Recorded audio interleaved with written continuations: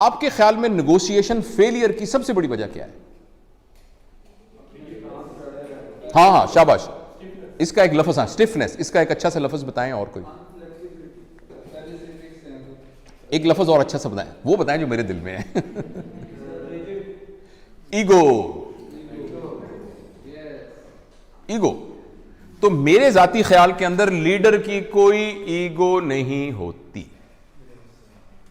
Leader की बेइज्जती नहीं होती, बेइज्जती होती नहीं उसकी। क्योंकि आपको पता है बेइज्जती होती क्या है? नहीं, बेइज्जती जरा तो उसको समझिएगा जरा प्लीज, नाजुक बात है। ईगो, मेरी देखें, ईगो की 1000 डेफिनेशंस और होंगी। I know since we are recording it this message may go all over the world, तो हो सकता है बहुत सारे लोग ईगो की नई डेफिनेशंस बताएं जो मेरी अंडरस्टैंडिंग है। उस एक पर्सपेक्टिव के अंदर ईगो का मतलब यह है considering your self what you are not and then trying your hard to protect that thing. अस्सी जट उन्ने हैं, अस्सी जट उन्ने हैं भाईजान, असी साडा यह अकीदा है। मैं head of the department of surgery हूं। Are you head of department of surgery?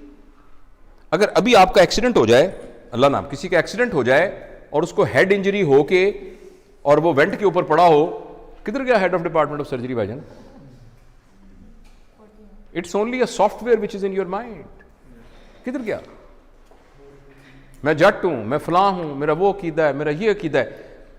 This is, गौर से सुनिएगा मेरा फिक्रा, considering yourself what you are not and then trying to protect it. मैं वार्ड का प्रोफेसर हूं, you are actually not. आपका नाम जावेद इकबाल है, आप जावेद इकबाल हैं। आपको रिस्पॉन्सिबिलिटी दी गई है head of department of surgery की, जो कुछ अरसे के बाद आपसे ले ली जाएगी, और आपसे पहले भी एक बंदे को दी गई थी। So if I am head of department of surgery, I forget that I am Javed Iqbal.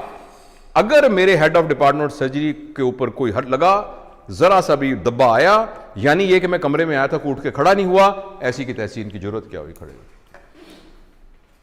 इसका नाम ईगो होता है। Ego is protecting your understanding about your self which you are not. इसका नाम बेइज्जती होता है। थोड़ी देर के लिए आपको पता लग जाए कि मैं हूं क्या, थोड़ी देर के लिए आपको पता लग जाए कि मैं हूं क्या, आपकी सारी ईगो खत्म हो जाएगी। और सच भी यह कि हम कुछ भी नहीं है। और अगर आप इजाजत दें और थोड़ी देर के लिए ट्राई करना चाहें, मैं जरा मास्क ले लूं क्योंकि मैं आपके जरा करीब आ रहा हूं 6 फुट के डिस्टेंस से। अगर फर्ज करें मैं ऐसे मिसाल के तौर पे कह रहा हूं, आपको सिर्फ यह कहूं कि मुंह आपका बंद कर दूं और नाक भी बंद कर दूं, सिर्फ आपको पता है हवा के अंदर ये जो मॉलिक्यूल फिर रहा है ऑक्सीजन का, जो कि हवा से निकल के आपके नाक के थ्रू आपके लंग्स में गया, और लंग्स से फिर आपकी मेम्ब्रेन से क्रॉस होता हुआ ब्लड में गया, और ब्लड से आपके ब्रेन में गया, और आप अलर्ट हुए। इसको कितनी देर के लिए रोक लें, the human being will become a carrot, जिसको वेजिटेटिव फॉर्म कहते हैं। आपने सुना वेजिटेटिव फॉर्म? वो वेजिटेबल क्या होती है? कैरेट होती है ना, मूली और गाजर होती है। तो एक इंसान को मूली और गाजर बनने में आपको हैरानी होगी 4 मिनट का फासला है। उस 4 मिनट की रस्सी के ऊपर आप कह रहे हैं मैं बड़ी शाय भाई, मैं बड़ा बदमाश है इलाके का, मेरी भी कोई इज्जत है, मेरी भी कोई ताकत है। क्या इज्जत है आपकी? हैसियत क्या है?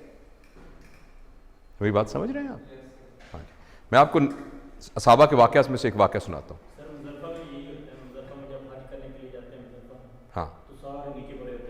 सारे नीचे पड़े थे। अल्लाह ने तरबियत का एक निज़ाम बनाया हुआ है। नबी करीम सल्लल्लाहु अलैहि वसल्लम के ज़माने के काफ़ी ज़माने के बाद जब लोगों के पास पैसा वैसा आ गया था, थोड़ी हुई थी, तो एक ज़माने के पता है उस्मान का ज़माना था या अली का या अबू बकर का रज़वानुल्लाह अलैहिम अजमाइन, तो किसी बात पर एक सहाबी ने कहा मेरी भी कोई इज़्ज़त है। तो एक सीनियर सहाबी पड़े थे, उन्होंने उनकी दाढ़ी पकड़ ली था। कहने लगे तुमने क्या कहा? ये क्या कहा तुमने सुना नहीं? इज़्ज़त तो अल्लाह और अल्लाह के नबी की है, तुमने कैसे कह दिया? एक तुमने उसके हाथ काटन कांप रहे, वो तरबियत याफ्ता लोग थे, वो टांगे कांपनी शुरू हुई। उसने कहा मुझे माफ करें, ये कैसे मेरे दिल में क्या आ गया? और हम कह रहे हैं मेरी बेइज्जती हो गई क्योंकि मैं वार्ड का असिस्टेंट प्रोफेसर हूं। राइट? जो ट्रू लीडर होता है ना, ट्रू लीडर,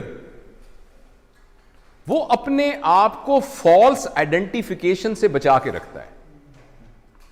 वो ये कहता है कि मैं यहां का लीडर हूं, मेरी रिस्पॉन्सिबिलिटी में ये आया है, मैं ये नहीं हूं जो सही लीडर है। तो उसके अंदर ईगो नहीं होती। जब ईगो नहीं होती तो बेइज्जती नहीं होती। तो मैं अगर कोई भी उठ के खड़ा नहीं हो रहा, मैं तो अपने आप को समझ नहीं रहा इस काबिल के मेरे लिए कोई खड़ा हो, तो मैं तो महसूस भी नहीं करूंगा इस बात को, अगर मैं ये समझ रहा हूं। और अगर मैं ये समझ रहा हूं कि नहीं मेरी एक हैसियत थी, उठ के क्यों लोग खड़े हुए, तो मेरी बड़ी बेइज्जती हो जाएगी। और इस बात पर कि आप उठ के खड़े नहीं हुए, हो सकता है मैं नहीं वर्कशॉप लेता, कहते बैच ही बड़ा अजीब है जी, उठ के खड़ा ही नहीं हुआ ऐसा। ये